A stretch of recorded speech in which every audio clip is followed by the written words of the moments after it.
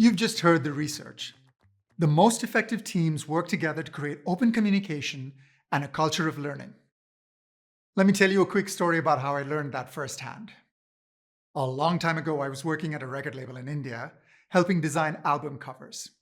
We were launching a new artist, and there's one thing you absolutely cannot get wrong on an album: the artist's name. Well, guess what? I misspelled it and didn't catch it until we had printed thousands of CDs. Gosh, I remember sitting there for a long time wondering how I was going to tell my manager.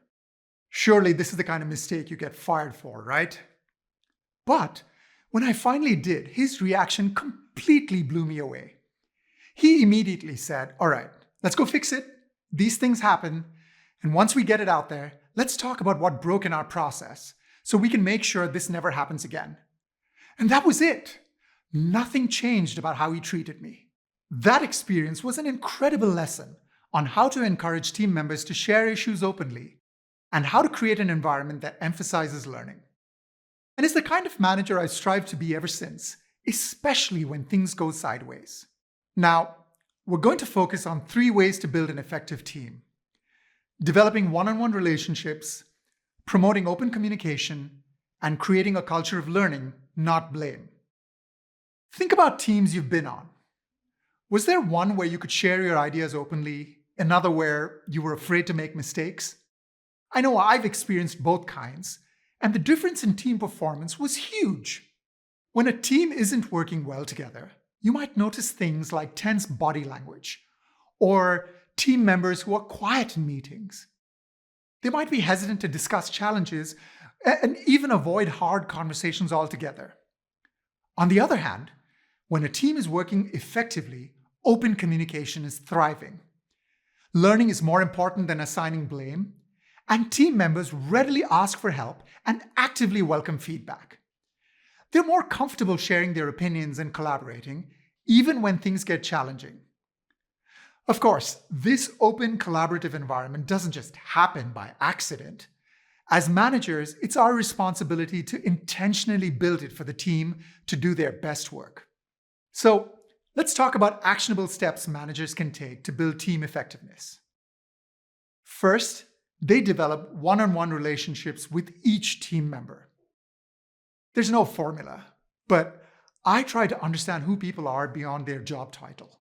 To get to know someone better, I might share a quick story about my family, or maybe a fun hike I took over the weekend. I found that when you open up a bit, team members often feel more comfortable sharing their own stories. Now, of course, not everyone's comfortable talking about their personal life at work, and that's totally fine. The main goal here is to create an environment where people feel free to share what drives and inspires them, whether that's inside or outside the office. The second way to strengthen the team's effectiveness is to encourage open communication across the entire team. When you welcome feedback and show that you value different opinions, you help improve communication and collaboration. You can do this by inviting team members into a discussion with you. For example, after presenting a new strategy or explaining a new direction, say, "Okay, now that you've heard my ideas, let's make it better. What are your thoughts? What did I miss?" Make it clear that your focus is on achieving the best possible result and that you want everyone's help to get there. And be sure to thank each person for their contributions. It encourages them to continue sharing perspectives and ideas, helping lead to better results. The third key to building an effective team is to create a culture of learning, not blame. This is a powerful way to help teams perform their best. It's also the one I learned so directly from my own experience with my manager at the record label. While I could have feared losing my job over such a major mistake, my manager's response provided a valuable lesson that I carry with me even today. By making mistakes seem like a normal part of work, it helped me feel more at ease taking calculated risks, which is a key component for innovation and ongoing improvement. Here, I'll give you an example. I heard about a team where people were afraid to make mistakes. That fear was stifling innovation and preventing them from hitting their goals.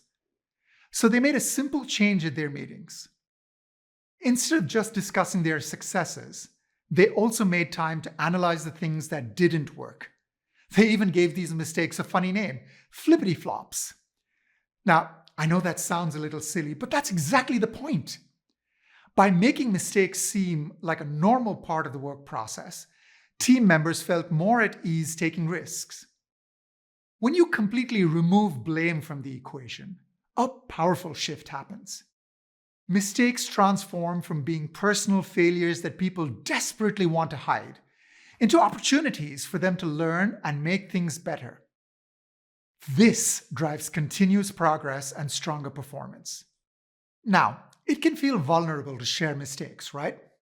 But your willingness to be open helps build trust and makes it easier for others to share theirs too. Creating a culture of learning isn't something that happens overnight. Each time you focus on why a mistake happened instead of who is to blame, you're building an environment where team members can share, learn, and grow together. They get more creative, make smarter choices, and tackle problems together. Okay, for your next meeting, think about how you can invite more opinions. When you share an idea, ask, what do you think? What could we do to make this idea better?